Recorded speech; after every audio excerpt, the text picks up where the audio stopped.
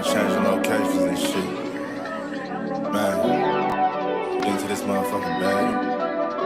Stand on the way, I mean.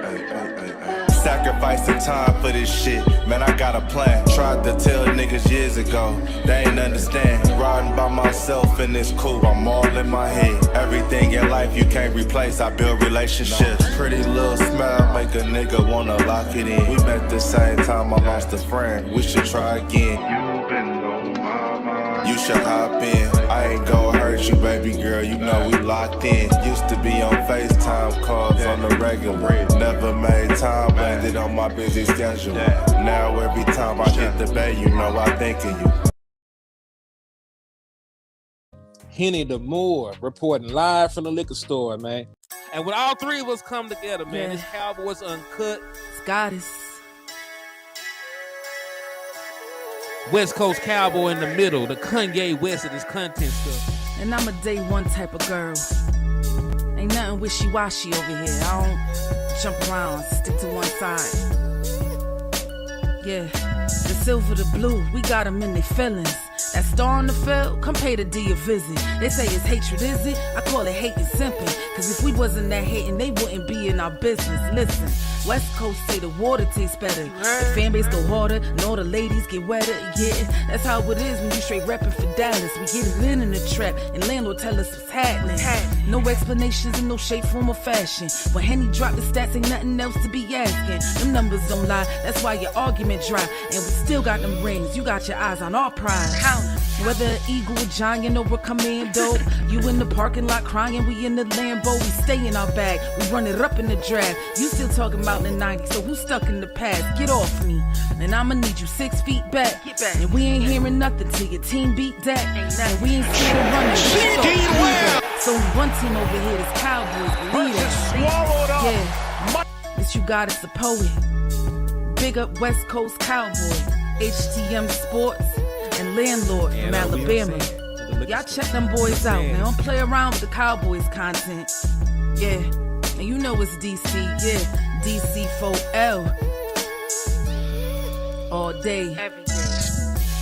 My dear Aunt Sally, we is at the P right now. We gotta go to free agency, then we gotta go to draft, then we can talk about training camp.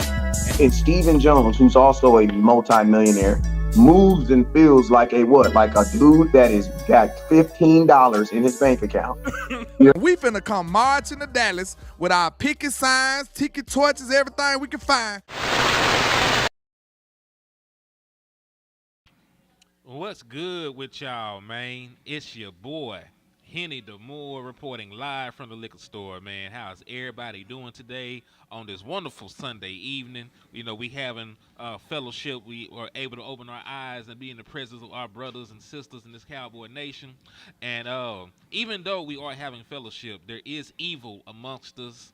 The most diabolical, illogically improbable entity that I've ever had this taste to lay eyes on. Landlord from Alabama is amongst us, Lord. So, hey, please hold on to your crucifix. Wow. Pour a salt circle around yourself for protection. You must do what you must do to protect yourself from the dark and evil trap, Lord.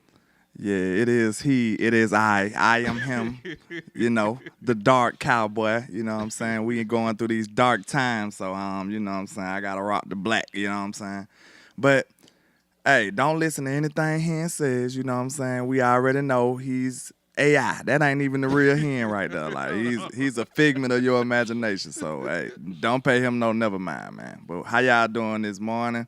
You know, praise God, we here. Everybody feeling good, doing good. And let's talk about these. It come with a side these days. Cowboys, man. Let's do it. Yeah, and listen, we sighing because on the inside we're dying. Because the Dallas Cowboys, you know, like, when you think about everything that's happened this year, like, we got a long way till football season even kicks back up, man. You know, we got to go through. Listen, the combine ain't even happened yet. Can I ask y'all a question real quick? Go ahead, bro. I got, in my mind, I think this was quite possibly the worst year ever. For real. Like, far as Cowboys go. I don't think it get worse than this. Real talk. It's just that Ty said everything is my fault. He said he blamed everything on me. So I just Oh, I put believe, that yeah, I'm with him. I'm with you. I Damn. believe that's to be true too. But do y'all think a year could get worse than that? So at least that's some silver lining in this dark cloud we got over us. I don't think can get worse than that, honestly. It Cause can. like, if you look at the way the season went, we had all injuries everywhere. That got hurt. It don't get too much worse than that when it comes to you trying to be competitive. And then on top of that, both of your NFC East rivals went to the NFC Championship, and then one of your rivals won the championship. I don't think it can get too much worse than that. I'm sorry. So let me know what y'all think. So I guess next season has to be better, right?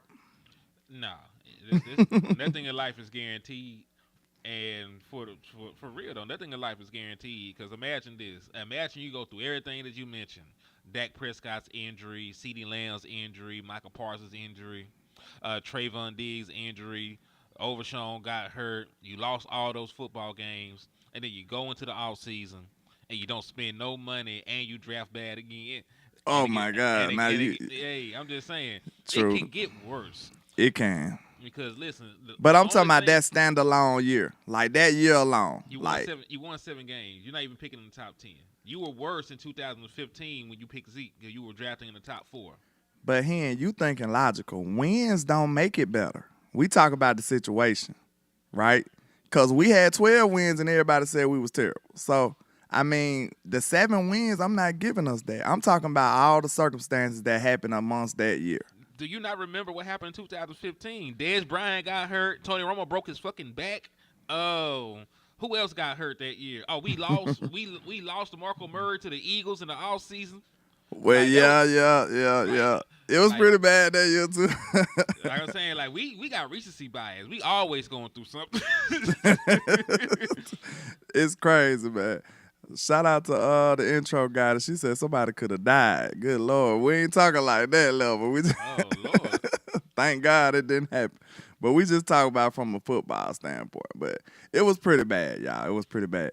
But awful. All I'm saying is it got to be up from here. That's all I'm saying. I'm trying to find some silver lining. You know what I'm saying? The only way it will be up for the Dallas Cowboys is if they do what Michael Parsons asked them to do. Now, which is spend some money. Be aggressive. Be aggressive. So listen, I got the quote. This is it right here. And this is Michael Parsons talking about the approach that the Dallas Cowboys have been taking. He said, I don't want to sit back and just watch other people build and build and build and we stay the same. So we definitely need some call to action. He's talking about being aggressive and spending some money.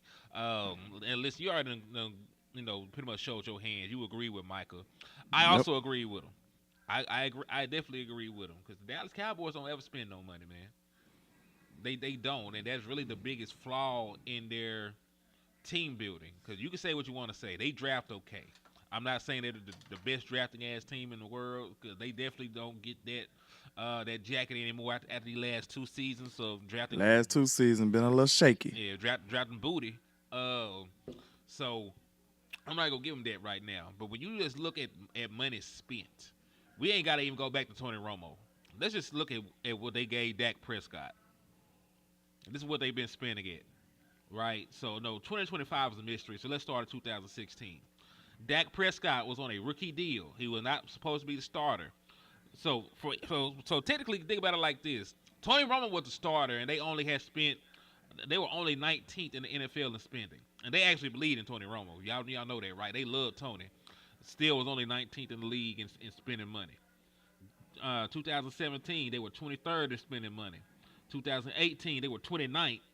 2019, they were 30th. 2020, they were 21st. 2021, 26th. 2022, 25th. 2023, 28th. This year, dead last at 32nd. And who knows what that will be next year.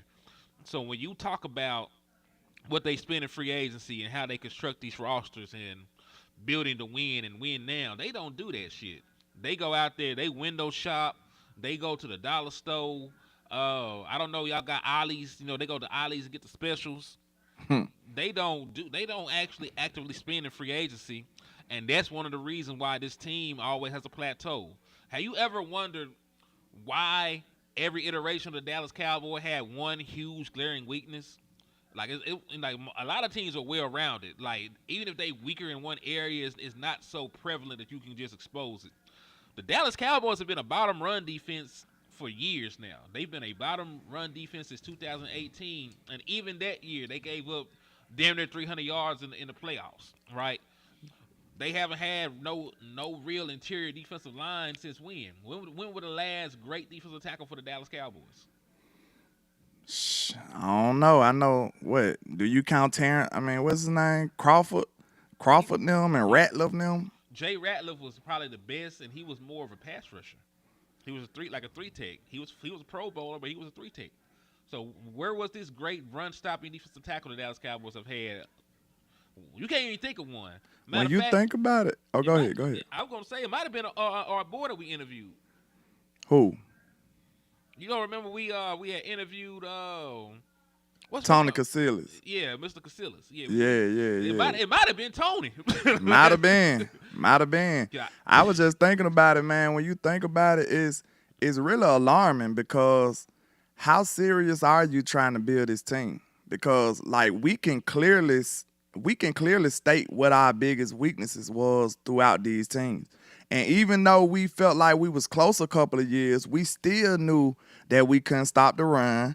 Or like, you know, with those years with Dan Quinn, we knew that we was pretty much, what can I say? We was kind of like combing over the ball spot. You know what I'm saying? The turnovers was kind of combing over the little hair to cover up the ball spots, which was us not having no tangible run defense, us not being able to stop a team for real. Because if you think about it, we really never stopped teams. I told y'all that, like, we didn't get teams off the field for real. We just ended up getting a turnover. You know what I'm saying? Most of the times, a team will be driving on us.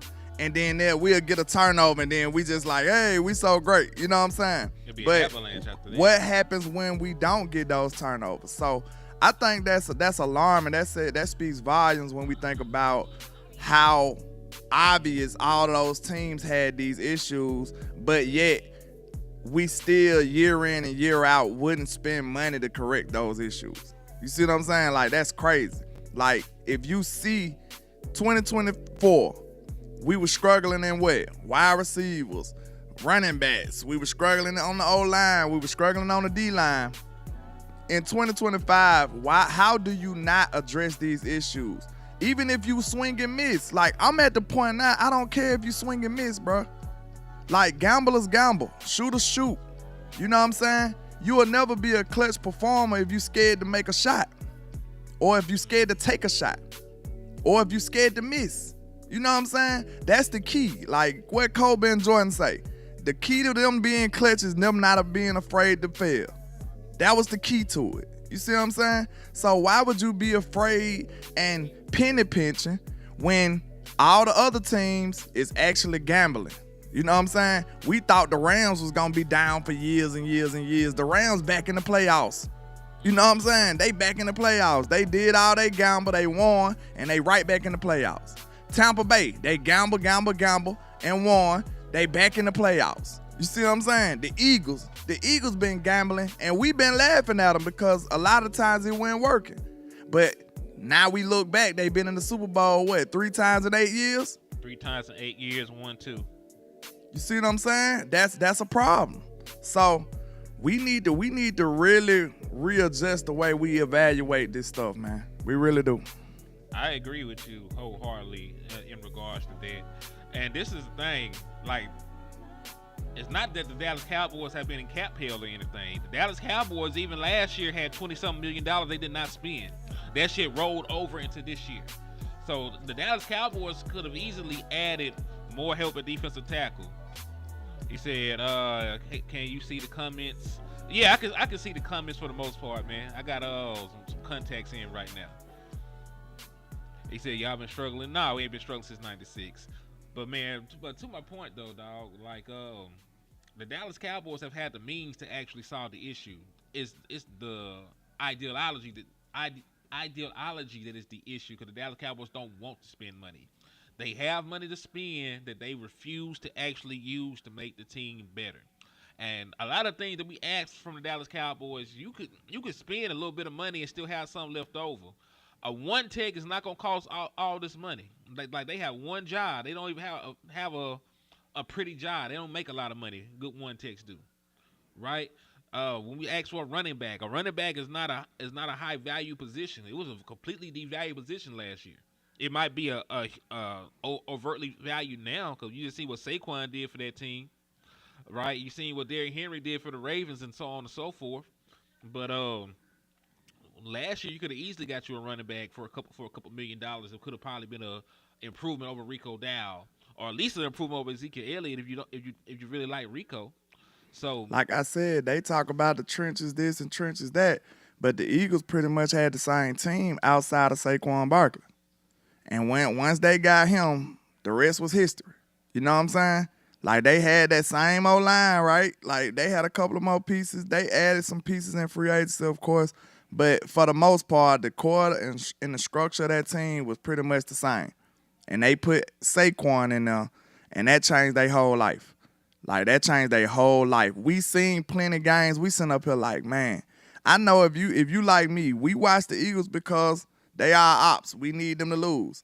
You watching their games, man, it's like anytime they had any type of resistance, they hand the ball to Saquon and he get 19 yards. Or he busting a 30, 40-yarder straight touchdown. Like, he made life so much easier for that football team. Like, Jalen Hurts, like, he had a season off almost. He just handing the ball off most of the times. Now, was he making plays when he needed? Of course he was. But you got to think, every team that played them, every single team that played the Eagles, what was their number one objective? stop Saquon. Stop Saquon. And once your Kellen Moore know this, it makes everything easier. It makes everything easier. If you got to sell out to stop one dude, I got 15 other dudes who finna cook you today. And that's all Kellen did. That's why you seen these easy one-on-ones for AJ, easy one-on-ones for Smitty. Like, it's easy work. That's the importance of a real, legitimate weapon that can change the whole life of your team, man. I agree with you, man. Because, yeah, like, you like when you have somebody that can dictate coverages, man, that's a game changer. You know, if a team has to put an extra guy in the box and they can't sit in too high safety shells and, you know, protect against the pass, then you're going to get a lot of one-on-ones. And when you got the skill positions that they got, you got a Devontae Smith, you got an A.J. Brown, you got a Jahan Dotson, you got, you know, a Dallas Goedert. That's a lot of shit to worry about. And all these guys can win against one-on-one coverage. Facts. So I want that for Dak Prescott. Like, listen, I know that Dak Prescott is not the guy to openly ask and speak for stuff, but that's one of the few things he did ask for. Like he said, he wants a run game because he misused play action. That was his words when he was at the cancer benefit recently. Right, a lot of people focus on what he did not say, but they didn't focus on some things he did say. He did say that, hey, I want us to get back to running the football, and I want to get back to using play action. So I hope that they move to that. You know, that's why I don't mind the thought process of drafting Ashton Genty, because, you know, like you said, like, even if he ain't the guy, I'm not finna be the team that gets a 30 for 30 made about him. You ain't finna make no 30 for 30 on me, bro. Well, I don't think we gave our people no shout-outs, man. Shout out to Dono Holmes, and shout out to everybody rocking with us, man. We appreciate y'all spending your time here with us this early Sunday morning, man. We appreciate y'all. Matter of fact, let's just go through and get some people some love real quick. Yeah, let's salute our people, man. You know, I've been gone. They still rocking, man. I really appreciate y'all. All right, so Joe Chanchina from Italy, not China, in the building. Ty Church, Brandy Mahoney, what's good with you? Willie T, Jamison Taylor, my boy JV B-Boy, my guy, what's good with you? Deadly Kitten, what's good with you? Thank you for tapping in. Darlene Mosier, what's up with you? Thank you for tapping in. That name is diabolical. What, Deadly Kitty? Deadly Kitten. You remember I said I wanted to do a show just like the origins of y'all name. Like, what made you name yourself that? Like, that's interesting to me. It's very interesting. My boy Common Sense Lab in the building, man. D Schiff, he said Mason Graham would be nice. Mason Graham is not gonna be there. You know, what's up, my boy the Cody Show Sports in the building. Trill Salute. Biz, Willie T, Jeff Brand, Jameson, the Lunatic, Miss Regina Green with the green. I seen her earlier. Justin Common Kitchen, Sense, Ready Red, all the OGs in the building, man. All Jake, my original Tamika. trappers. What's happening? Yeah, Jake, Tamika, Jameson Taylor. I already said my boy JVB boy. Hallelujah. Damn, there's a bunch of folks in here, man. Salute to all y'all, man. Salute. Joe Tranchina. Yeah, D Shield. Shout out to everybody, man. We appreciate y'all. Yeah, y'all the real MVPs, man. Y'all the But real yeah, MVPs. like if we draft a Gentry, bro, that'll change our whole trajectory, I think. Know what I'm saying? Because like we just said with the Eagles, we don't have that dominant number 2 yet. You know what I'm saying? But I feel like you might have to load the box to stop Gentry. Cause I really feel like we can run. I think we show some characteristics of being like a hard nosed. You know, we can play a physical form of football as far as running the ball. I think so. What you think about that? I think we can do that. I believe we can run the football because we did. We got 1,000 yards with Rico down. It wasn't pretty, Yeah. you know, and it took a while for us to get that run game going, but they showed the ability to run the football. So I'm down with it. You know, if we get a better back, a game changing back, like what Zeke was when he first got into the league, the first couple seasons of his career, I'm down with it.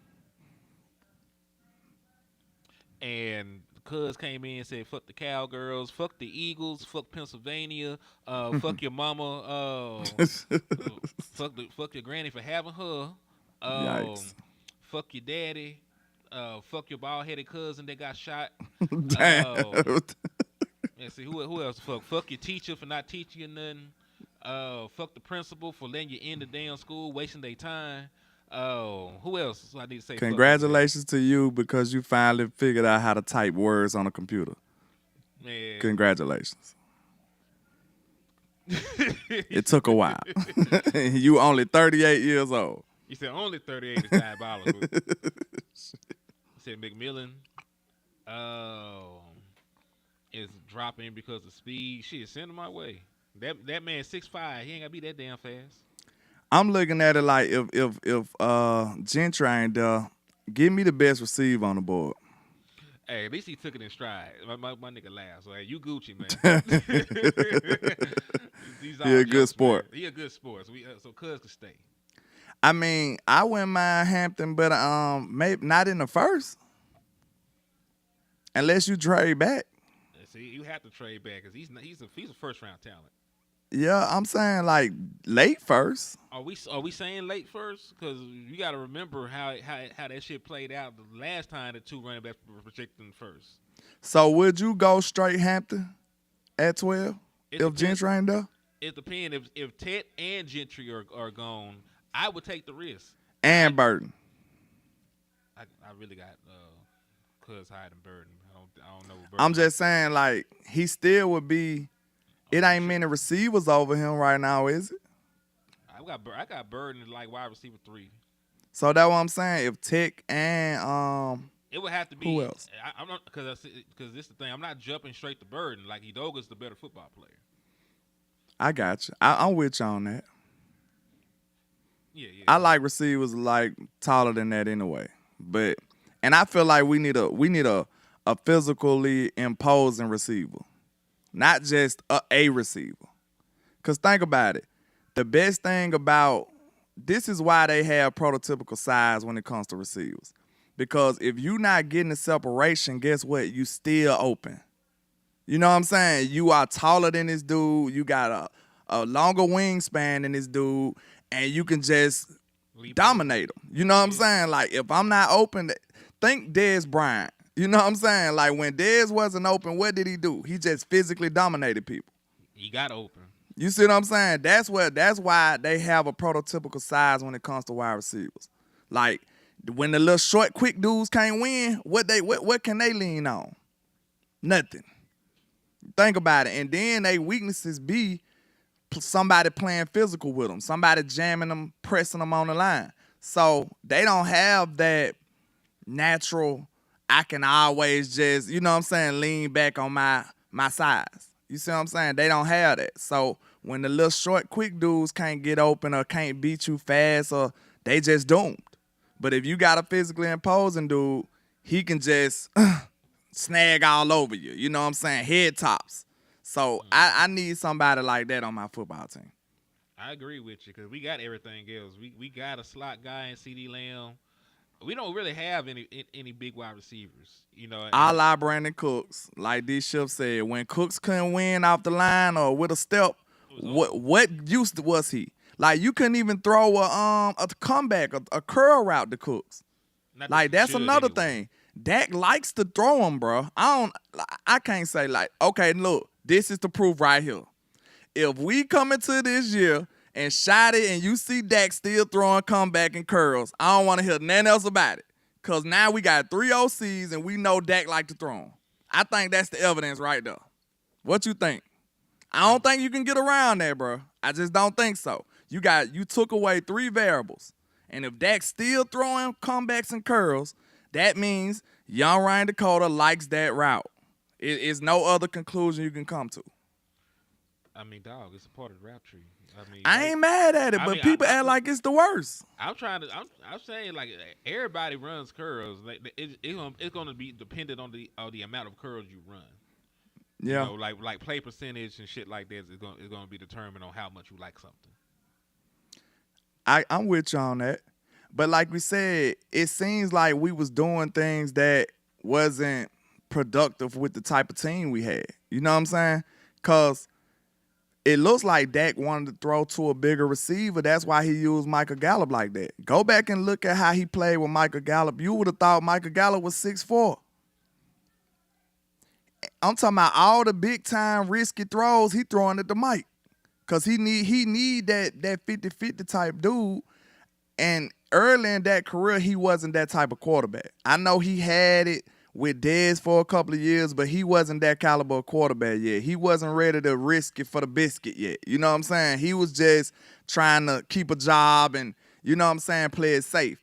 Now Dak, you done seen Dak throw some of the riskiest balls and be like, okay, that was a dot. Like, I just wish somebody would have caught it. You know what I'm saying? Or he took a mean chance right there. I just wish we could have made that play. Like, we've seen Dak throw these risky type passes, and you need a caliber receiver like that. Like a 50-50 guy.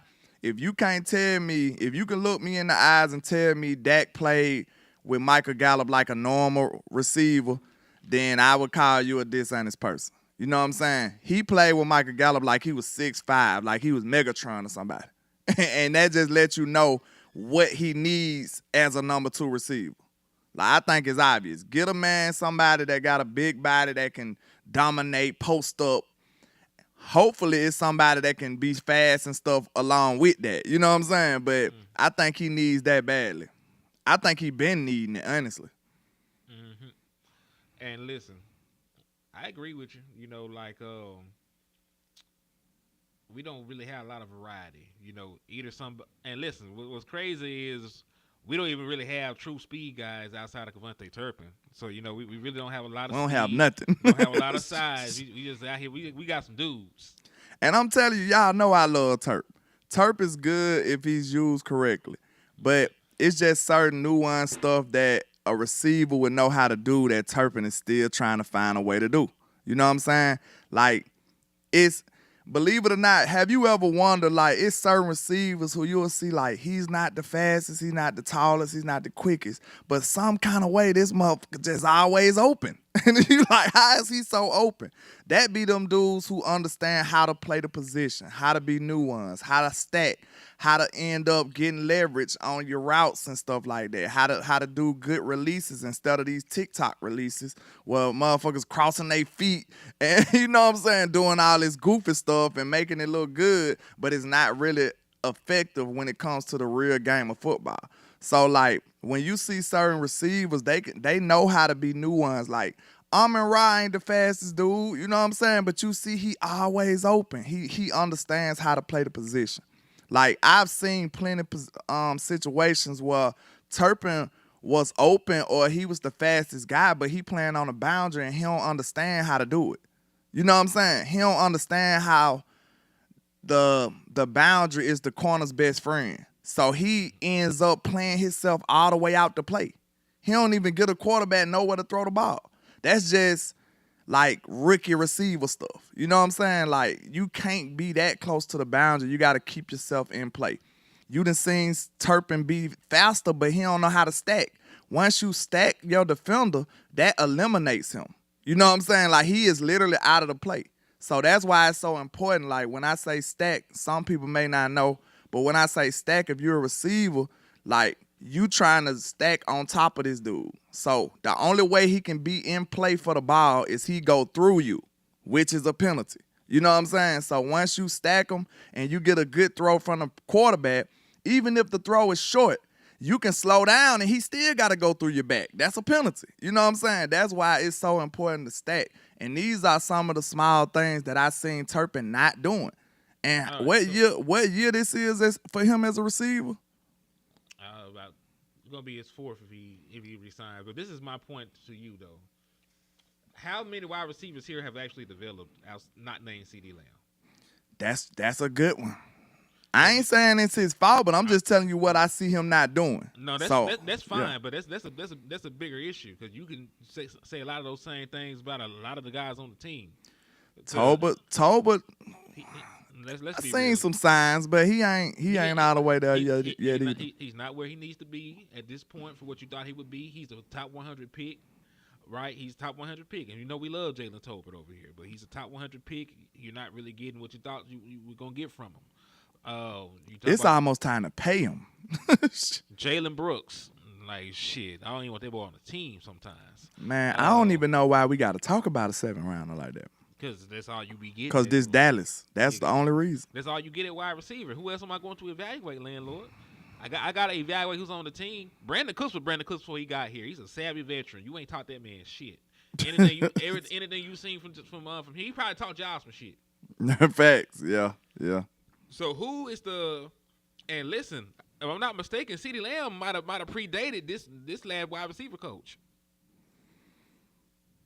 He left anyway. I think it's Robert Prince was the wide receiver coach. He went to the Lions or something. He went somewhere. He left anyway, so we finna see now. We got a receiver coach from Oregon or something, right? But that's sort of my point. Like, that's true. What you said about Turpin is completely true. But it's also true about damn near every other wide receiver on the team. And when everybody in a single position group is failing, you usually have to look at the coach.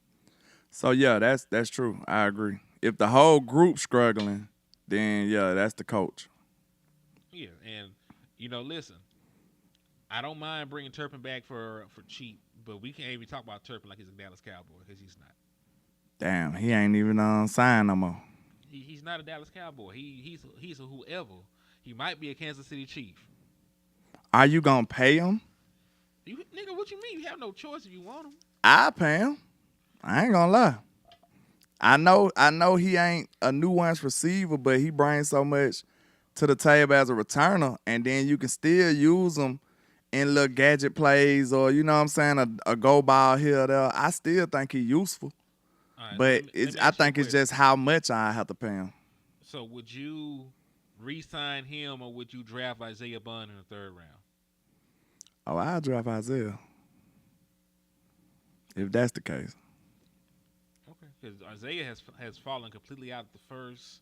If he goes in the 2nd, it might be at the back end. That's gonna be a steal for somebody to watch. It just depends. I don't know because I have concerns about Isaiah Bond, but in the 3rd, like he's damn worth the risk. One of the fastest dudes ever. He gonna be a Chief. Don't worry about it. He said, "Well, hey, listen, he ain't ran a 40 yet. He gonna be a Chief. Let him slide like that." Man. So I got a real question for you. Let's out of the wide receivers, I'm gonna give you 3 scenarios. All right. Ted McMillan in the 1st. Right. Number 12 locked up. You remember, you only have one of these. Ted McMillan in the 1st. Isaiah Bond in the 3rd. I'm not even gonna give you a 2nd round pick because those are cursed. I'm not even gonna give you a 2nd round pick. or you spend a 5th round pick on Torrey Horton. You don't even know who Torrey Horton is, so I probably need Well, he played for a green team, don't he? Colorado State. Yeah, I know who you talking about. I'm probably rocking with Ted. I want the best of the best. Okay. I mean, that was probably too easy. So let me redo it. All right, let me redo this shit. All right. In this scenario, Ted ain't there. We done traded back to the end of the first round. You can either get Matthew Golden at the end of the first round. Texas. Yeah, you get him at the end of the first round, or you can get Isaiah Bond in the third. Those are your only options. Everything else is going to be offensive line. I probably go with Bun in the third and get me a receiver in free agency. Over Golden? What about you said the end of the third, the end of the first? End of the first. We gonna trade back to 25. Like fuck it, that's what we always. I'll probably take Golden that late then in the first. I'll take him. Yeah, because then you get that extra pick and you get that offensive lineman that you didn't. And he got decent size too, right? He's 6 foot. He's bigger than Isaiah Bond. That's a normal receiver size these days. 6 feet. You don't really get them to like 6'2", 6'3", 6'4" no more. I mean, that's why niggas want Ted because he's 6'. Yeah. I mean, and I can't even say that. I mean, we're putting a guy in the league this year that's 6'4". Then Savion Williams from TCU 6'4". There's some big wide receivers. Matter of fact, that's another one I should have said. Cause Savion in the second round. How do you feel about that? I ain't too sure about him. I ain't made my conclusion about him yet. But he's a name that people bring up a lot. So I just wanted to get your opinion. Is it me or is it like the big receiver kind of seeming like it's like out of style or out of fashion these days? What you think? Cause it's like the way the game play, it seems like it's not advantageous to them no more like that. I don't know. Mike Evans still that dude. Quinn Johnson just went in the first round 2 years ago. Metcalf still hooping too. T. Higgins is going to be the most sought after wide receiver free agent at 6'4", 6'5", whatever the hell he's listed at this point. But then you still look at them and they still the minority in the league though. Man, or is it because they just unicorns? They're the minority in the NFL because you're right. They don't grow. They just unicorns. Big. Okay. Like I get it. There's not a lot of good 6'4", 6'5" wide receivers. Even the dude last year that went to the Eagles barely played this year. Because I think you still got to be quick and all that. You know what I'm saying? I don't think you could just be big and tall. You still got to be able to move your feet. You know what I'm saying? I think you still got to be sudden and all that stuff along with it these days because it just seems like the way the offensive scheme's going, it's like it's more catered to the fast, quick, twitchy type dudes. Yeah, I'm trying to find a list of 6'2" wide receivers and higher. We're counting 6'2" as tall or no? Because there's not a lot these of days. I think it's pretty tall. Yeah, there's not a lot of 6'4" and 6'5" wide receivers any damn way. So that's my point. So like that's what I'm saying is are they getting what can I say, pushed out, or is it just they so rare that you can't really even react to the data? There's never been a lot of tall. I mean, all the tall, good wide receivers are Hall of Famers at this point, like Randy Moss and Megatron. Like, you that big and that fast. Mike Evans. Like, all those guys are going to the Hall of Fame. So, like, I don't even think there's that many. We're talking about T. Higgins. T. Higgins may not be a Hall of Famer, but he's, like, one of the better wide receivers in the league still. Yeah. So, like, I don't know. So, like, hell. But you see a lot of short, successful dudes, too, though. I was just going to say, CeeDee Lamb would be considered a tall receiver. If we're just saying 6'2", he's 6'2". Yeah. I give CeeDee CeeDee is like a prototypical size. Yeah. CeeDee just skinny, but he's 6'2" is a good size for a receiver. Because when you think about it, in comparison to the DBs, that's what the advantage is. Cause like how rare are 6'1" and above DBs? They probably even more rare. They're getting there. Oh, they coming? You saying they coming? This Is more of them coming in or less? There's more of them, like especially recently. Hell, there's a 6'4" one play for Seattle. Remember? Good Lord. And he good. What's that boy? Who name? that is? Talking about the you ain't talking about Witherspoon that just came out, is it? No, they already had one. Hold on, let me pull up Seattle. Remember, that's the one that Dak Prescott got into it with on the sideline when he did the run play. I don't know. That nigga was looking Dak Prescott dead in the eye. Big motherfucker. Yeah. Let me pull up their roster. Remember that boy name? Seahawks. But you know, typically DBs be like 5'11". You know what I'm saying? 6 feet. They used to. Yeah. Like as receivers have gotten to that standpoint of being like 6'2", a lot of these guys are about right there now. Oh, Tariq Woolen. I think it's more Sabins out there. Saban telling, hey, these people like, hey, bro, you ain't good enough to catch the ball. Go play DB. You know what I'm saying? They probably just convincing them a little quicker now. Like, hey, we ain't gonna kill your dreams, kid. Just go on the other side of the ball. You'll be great. Yeah, Reek is 6'4", 210 pounds. He is a big ass corner. Good Lord. Matter of fact, how tall was Richard Sherman? Sherman was a big receiver. I mean, a big DB. He was at least about 6'1", 6'2". And then the other boy, Browner, I think Browner was a big ass corner too. Legion of Boom was they outliers. They was different. Cam Chancellor was like 6'5". Like he was huge. He's playing safety.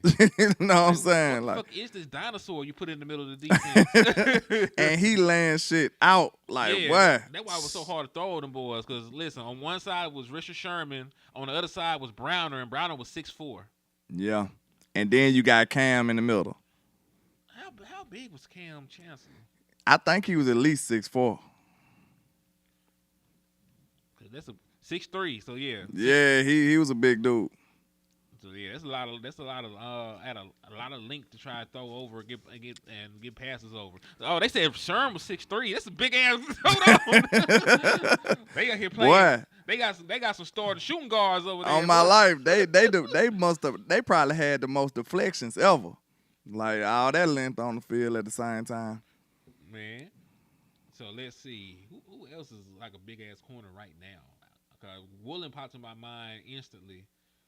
How tall is Humphrey's a big corner. Marlon Humphrey? I thought Marlon Humphrey was short. I don't think so. I think he about 6'1", 6'2". He's 6 foot even. Oh, okay. Let's see. Well, y'all know these sizes be going up and down because, you know, them scouting reports, they be lying. Sauce Gardner's a big corner. Sauce tall as hell, yeah. He's 6'3". So that's why it's so hard because he don't really got that kind of foot speed to me.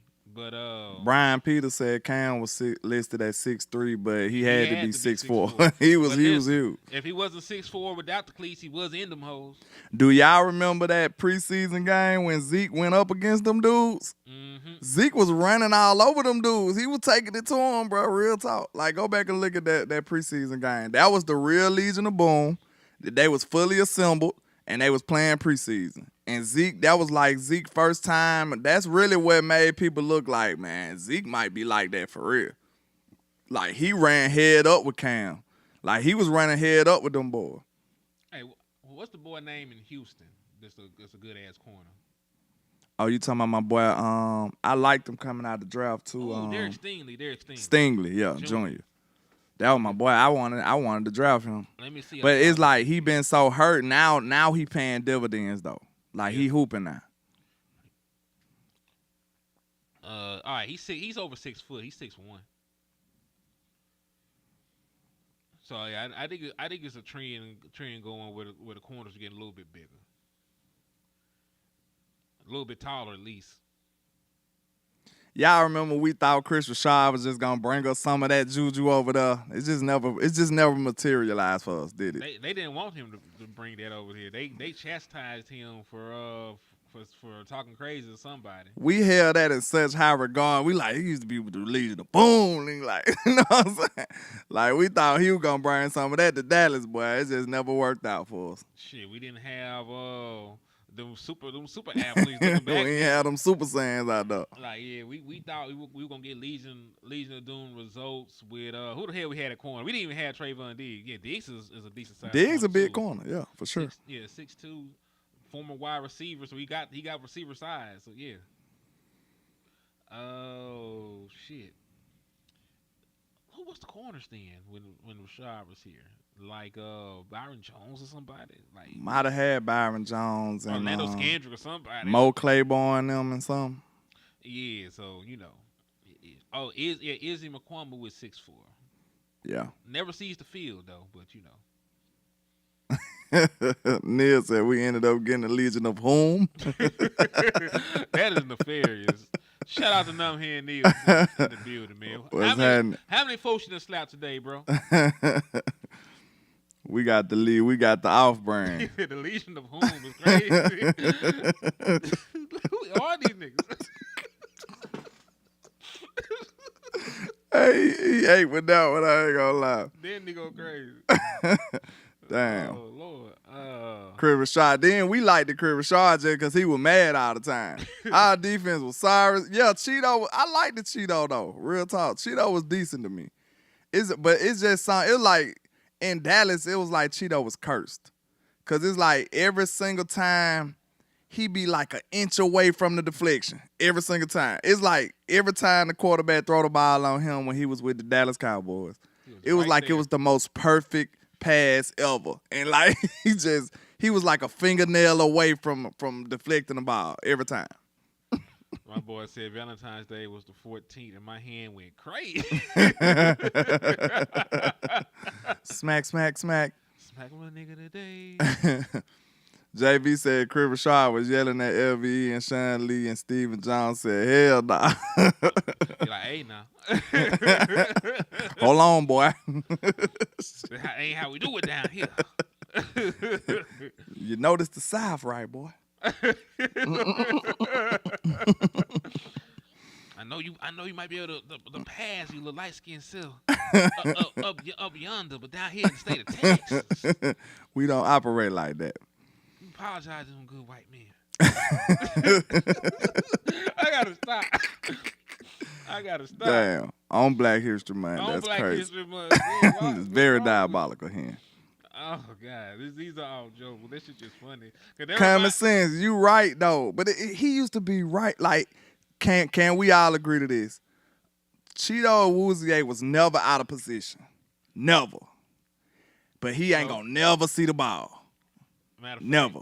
Matter of fact, I'm gonna say so. You know why I'm gonna say so? What? Cause that shit was true for Anthony Brown ass too. That nigga be right there. Nah, Anthony Brown will get cooked now. Anthony Brown will get cooked by 50 yards. We just seen it. At the end, he did. Cheeto wasn't getting cooked at all, bro. He just couldn't stop the ball. At the end, Anthony Brown got cooked. I'm talking about. Now, early Anthony he was decent. He was fast too. He ran a 4.3. That's crazy. But he just was getting cooked off the technique, though. You know what I'm saying?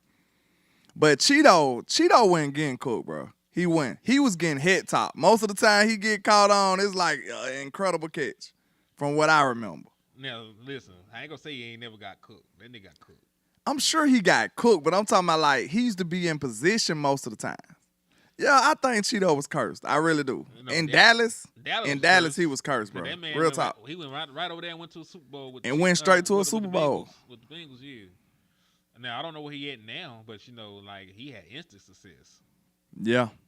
I don't even know if he's still in the league now. He may not be, but shit. Shout out to Cheeto Bear Awuzie, man. You need to get you on the interview, sir. I know you got some stories to tell. Yeah, man. Tell us a war story from the Dallas Cowboys. I know them boys out there be tweaking. I ain't gonna lie. The last year, Anthony Brown, I appreciated him. I appreciated Anthony the last year because it was like we needed that veteran, and he got cooked, but he didn't get cooked a whole lot. It's like when he got cooked, it was just like the worst thing ever. But it didn't happen a whole lot. You know, his last year was that year Green Bay cooked us. No. That was when they cooked us in during season. In season, yeah. Not the playoff game. Elijah said he on the Titans. That's why I didn't know he was alive. Who, Cheeto? Yeah. Oh, okay. Yeah, we need to keep Lou. Y'all gonna keep J. Lou? You tell me. I'm not the one doing this shit. I keep J. Lou. We need a veteran. Especially the way our cornerback set up. Y'all need to be paying him. Y'all need to be knocking on his door now. How you feel about what CeeDee Lamb said about the fans and the passion and shit? I told you, no offense, but I don't think a whole lot of the crazy wild fans go to the games no more. They don't. I don't know. I just don't think so. Cause I think Jerry priced them to where it's a luxury now. So all the rich people and you know what I'm saying, the fly people, they doing it for like a status almost. So I ain't saying everybody that go, but if you were us, if you in our community, you probably feel out of place at the game. You know what I'm saying? Like, it ain't the same. Like, we up here like, let's go. They over there like, oh my God. I mean, please sit down. Security. Get this man out of here. What's wrong with him? Where's my caviar? You know what I'm saying? Like, I just don't know, man. So, I know on the road it's different. Like, I'm telling you, when I went to the Tennessee game, when we played the Titans a couple years back, we chant "Go Cowboys" all the way out the stadium. Like, we out there lit. Like, no lie. Like, we banging. Like, we came and took over the stadium. So, like, I think it's different. It's a different vibe on the road. Like, I can agree with CD because I can see where you're coming from, but I think it's kind of unfair to say when you know how well we travel on the road, bro. Like, you can't do us on the road, bro. Like, we done supported y'all better than anybody on the road, bro. Like, I think Cowboy fans, I don't think they deserve it, especially the ones that travel on the road. I just don't think that's a fair statement for them. Because we bang on the road, bro. I can't speak for home because I ain't been over there like that. So, but I'll tell you this. On the road, we banging for the Cowboys. For sure. That's cool. But at home, they don't. And that's mostly what he sees. When you live in a place and you don't see the local fans show out for you, the niggas ain't out there tailgating. They ain't at the games with their face painted. Folks ain't standing up at the game. They don't know when to cheer. You got a bad atmosphere. And then on top of all that, you still get the fan base talking crazy to you. Yes, I understand why CeeDee Lamb feels the way he feels about the Dallas Cowboys. Because we had this conversation. You're not wrong about the road, but reality is your perception.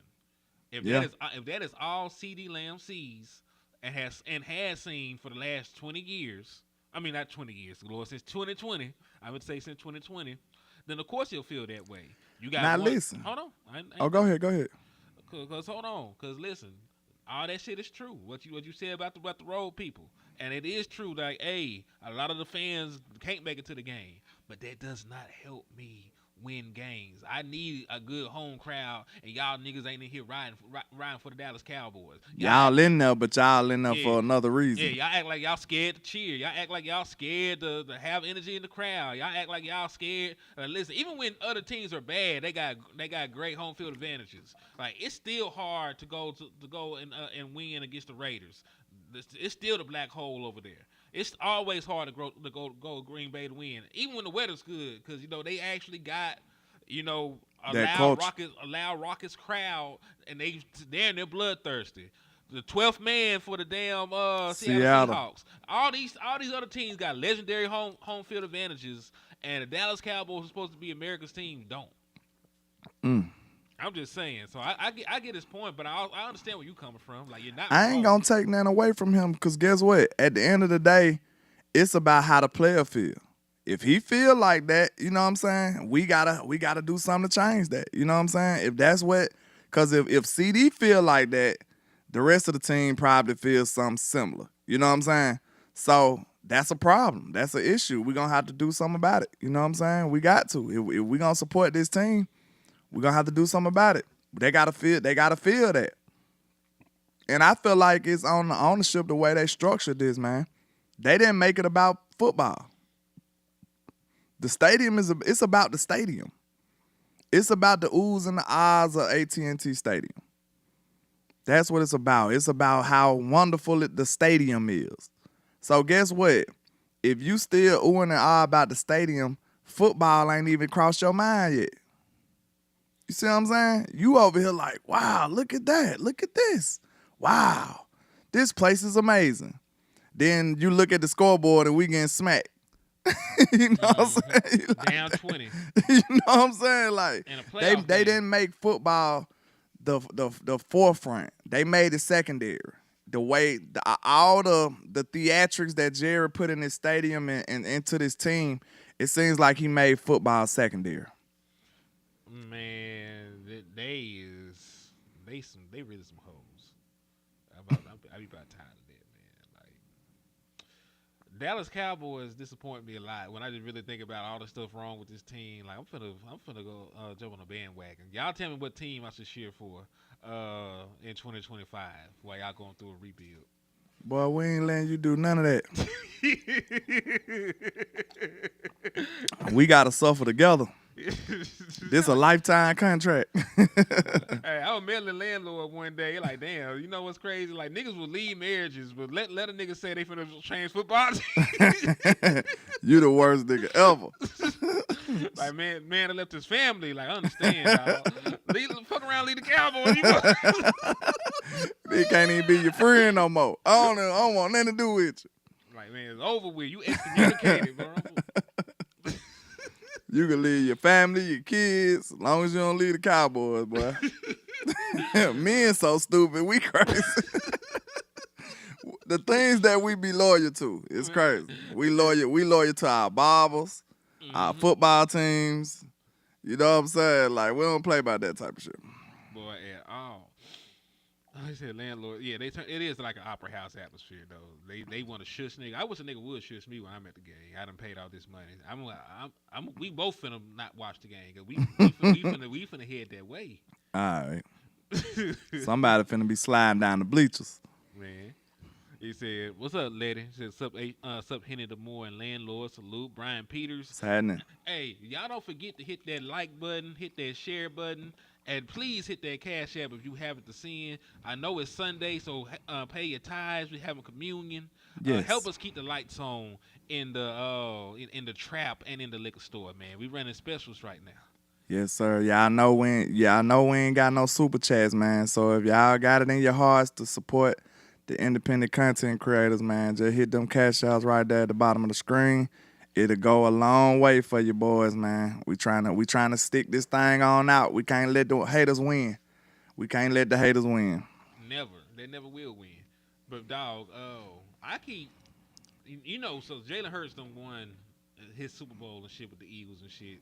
So they've been unbearable on social media recently. You know, they talk about Dak. Now, my issue, outside of that being like low-key gay, you thinking about Dak Prescott. You know, your team that won a championship, but Dak Prescott is on your mind right now. You know, like, that's the next level of fanhood. But I just want to show people some stuff about the Dallas Cowboys in the postseason. Some things that we need to change so we can dethrone the reigning world champion Eagles. I hate we had to say that bullshit. Yikes. Jerry, this is your fucking fault. All right? Salute to my boy. It's too easy? Yeah, what's up? It's too easy. Salute to you for the Cash App, man. I appreciate you for the support, my guy. Salute. So this is the thing, right? The Dallas Cowboys have not had a 100-yard rusher in the postseason since 2018. This is going to be 2025. They have not had a rusher go over 77 yards in that time frame. So you're talking about games where your rusher has almost as many yards as Dak Prescott running the football. We talk about your running backs. That's not good. It's not a real way to actually win football games. Nah. See, you need to be able to take some of that pressure off your quarterback, man, in them pressurized situations. You know what I'm saying? And if you think about it, Dak never had that. You know what I'm saying? This is what it's telling you. So Think about it. All these pressurized situations, this is no excuse. This is just factual information. If we ain't had no real run game in none of these playoff games, guess what that means? Like, I don't think people break it down to the simplest form. Basically, what I'm saying is most of the first downs had to come down to Dak. You know what I'm saying? Like you see what I'm saying? Like that's not a good way to win. You know what I'm saying? If he gotta make a pass or something to get the first down almost every time, you're gonna lose, bro. You're not gonna win like that. And it ain't many quarterbacks who can do that. You know what I'm saying? That every first down, every possession is on them, is on them, is on them. That's why we need to help take some of this load off. You know what I'm saying? That getting old, that getting hurt every year almost. So shit, we gotta do something to combat that. Facts. And the best way you do it is to load them up, get them some weapons. All right, and on top of that, when you talk about the rushers, you don't get turnovers either. You have 3 turnovers in the 7 playoff games. We just seen the Commanders get 5 and 1. The Commanders forced 5 turnovers in 1 playoff game when they beat the Detroit Lions. Damn. And they might have had turnovers against the damn Buccaneers. I didn't actually look. So they are in one game. They got more turnovers than we have in the last 7 playoff games. That's insane. And that's really like damn near a decade worth of playoff games because that's Dak Prescott's entire tenure. This is going to be year 10 for Dak Prescott. In one game, they got more turnovers than we got in a decade. But it's solely Dak Prescott. Dak Prescott not doing enough. There are times where Dak Prescott hasn't played his best brand of football. Like, we all can agree on that, right? Like, nobody's going to sit here, hold his hand, defend him about no shit like that. Them rushing yards is so ugly, boy. 32 yards a game, 42 yards a game. Still to this day, I feel like we probably could have pulled that 49er game out of Tony when it got hurt, man. I still feel like that. He was playing well. He had just got the first down when he broke his leg. I think he was just about to heat up, bro. Like, no lie. And he had made 2 big runs in a row right before he got hurt. Yep. And listen, I said all that to say this. Like, there are times where Dak Prescott has to play better in the postseason. But this is Dak Prescott's playoff performances graded compared against Joe Burrow's playoff performances. Dak Prescott posted a 96.8, a 84, a 73, a 72, a 53, a 42, and a 32. Dak Prescott has lost playoff games with a QBR of 84, a QBR of 73.5, and a QBR of 53.1. For y'all who don't know, anything over 50 is good. Joe Burrow has won playoff games with he's won playoff games with a QBR of 68, 60, 33, and 31. So even in the 2 games that Joe Burrow played absolutely bad, he won the bitches. Him and his team won. I guarantee you, Hurts shit probably look worse. Possibly. You know, QBR also factors in rushes, so his hit might not be bad. Well, it might be better then, yeah.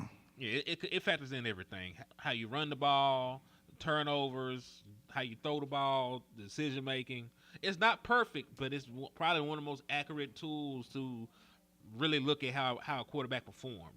Dak Prescott has really not played that bad in postseason for what y'all talking about. I want to see Dak. We still have yet to see this version of Dak Prescott with a good to dominant run game. We still ain't seen it. So people will try and say like 2021, but Zeke got hurt that year. Like Zeke had a MCL or PCL strain. He was not the same after that. He was in that mud running. He was having easy 100-yard games, and then after he hurt his knee, that shit went down the drain. Yeah. So I just want to see, man, make it easier. Put Dak Prescott on easy mode. Let's see what happens. I don't give a damn how much money he making. How bad you want to win, Jerry? Or are you still trying to see if he can prove it? I mean, listen, if you're still trying to make Dak Prescott prove it in year 10, you're in denial at this point. Like, he's shown you everything you need to see. He's shown you that he's an all-pro quarterback. He's been an MVP candidate, a Pro Bowler, a Rookie of the Year, and he's going to break every passing record for the Dallas Cowboys. He's going to unseat Tony Romo probably this year. So there's nothing else to see. Either you want Dak Prescott to be your guy or you don't. But either way, you have to do something. You have to clear the cap space. And listen, there's built-in restructures with Dak and CeeDee Lamb. Like, the Dallas Cowboys can easily create about $100 million in cap space if they want to. If this was me, I'd come straight out the gate, restructure Dak, restructure CD. I goddamn pay Michael Parsons, and I go free agent shopping.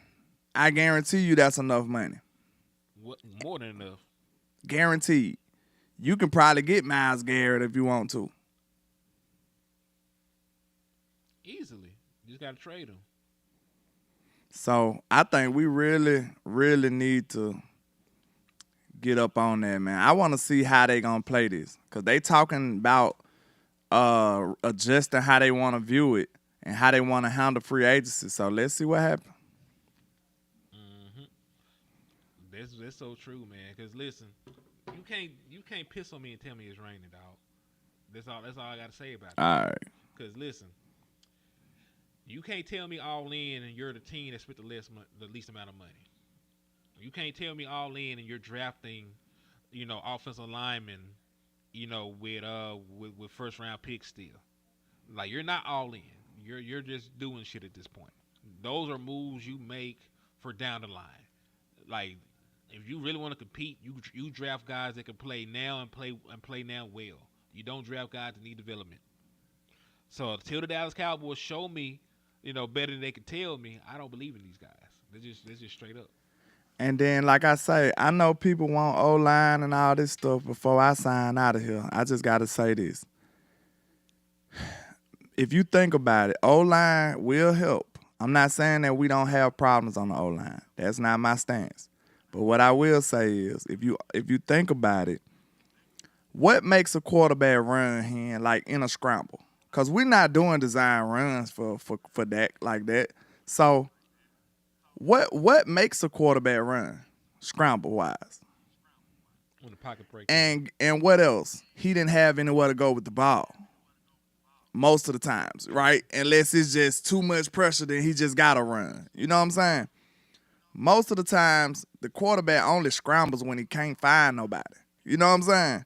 So you got to think. I think people are overlooking that part of it. If you give him options, if you give him weapons that's getting open, he wouldn't have to hold the ball as long. You know what I'm saying? Yep. Like, if these boys getting open, Sean, he'll stay in the pocket. He's shown he'll stay in the pocket and take a hit. So if there's somebody open, the ball. Exactly. So give him more options that can win quick and get off the line. That'll be the same.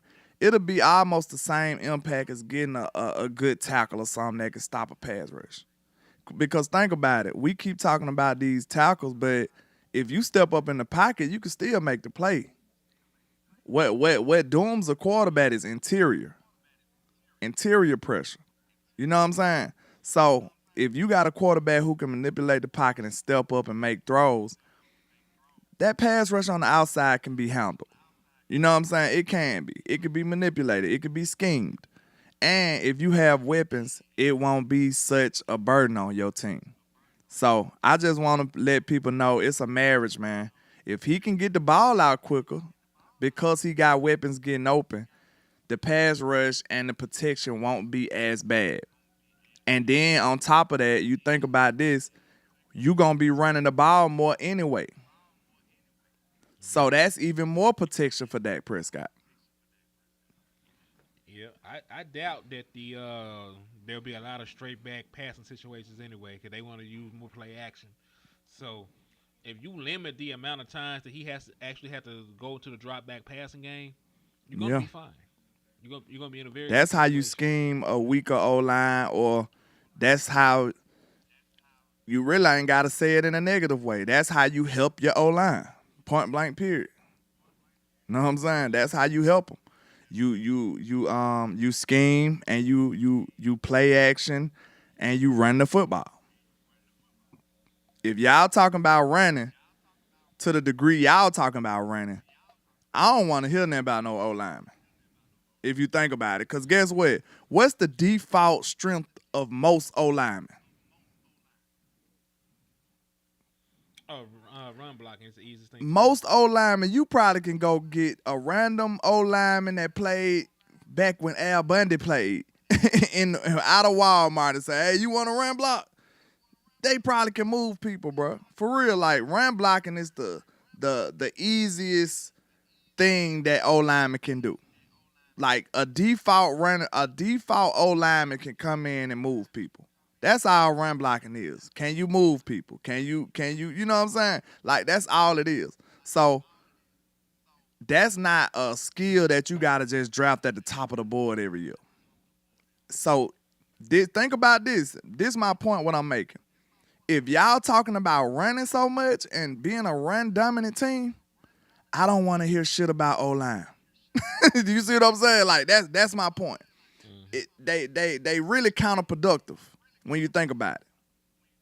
They really counterproductive. If you talking about running the ball and you talking about drafting the O-lineman to do one of the easiest skills that they have, I don't want to hear that shit. It's dead.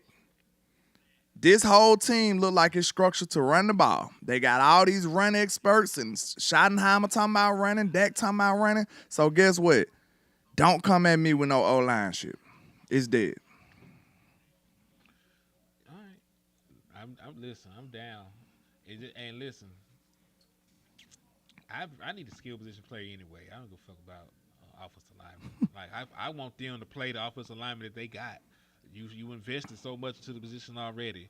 Let me see if Austin Richards can be a starting tackle in the National Football League. Let me see what Brock Hoffman can do.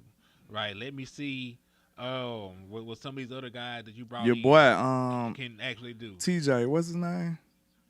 Let's TJ see what he can do. I know he had a little down year last year, but hey, maybe it was the coaching. Who knows? He might be able to start to be guard for you. Like, we got to see this, man. We got to see this. We can't just keep getting unlimited resources to the line and then neglecting everything else on the team and think we're going to compete. I'm sorry. But, yeah, that's about it for me, man. I'm about to get ready to get my exercise on and, finish the rest of my day out, man. What you got going on? Man, I got to work tonight, so I'm finna go take me a nap because I'm hungry. Chill until then, and shoot, it's gonna be a wrap, my boy. That's a bet then, man. I hope y'all enjoyed the show. Make sure y'all support. Make sure y'all hit your boys up on all these social media platforms. Make sure you follow him. Make sure you follow me. Hey, man, we coming back full effect. We trying to give y'all this good old Cowboys content. We appreciate y'all being here. And hey, man, the words of West Coast Cowboy, never look down because the star